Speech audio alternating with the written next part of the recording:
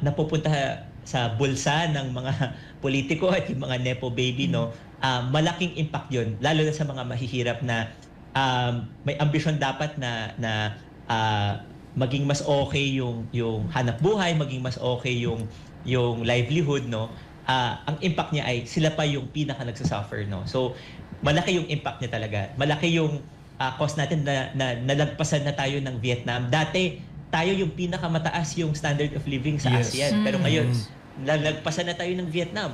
No? So, kitang-kita natin kung ano yung epekto niya over the past decades, kung ano ba yung epekto ng corruption sa taong bayan. Okay. AJ, panguli, no? Ano sa tingin nyo yung dapat nating mga reformang ipatupad upang matugunan yung malalang issue ng budget insertions?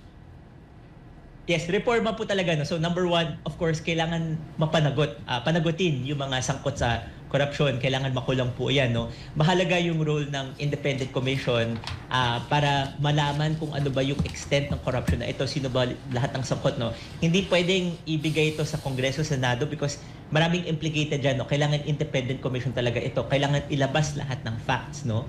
So important yun. First step yun, mapanagot sila para in the future matakot yung mga mangungurakot na to na ituloy yung corruption nila, no. Second, maraming kailangan reforms na gawin, no.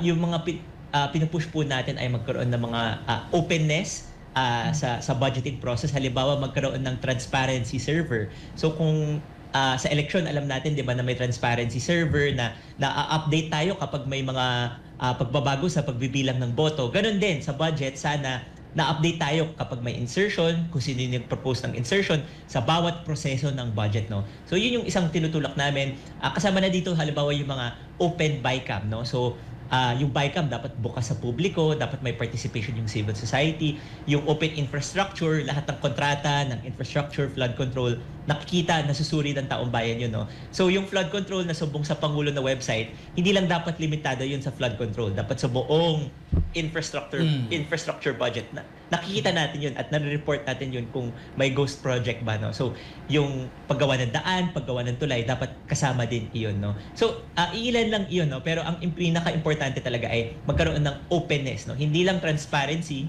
hindi lang nila live stream, no. Ngunit dapat kasama din ang mga civil society, ang mga media,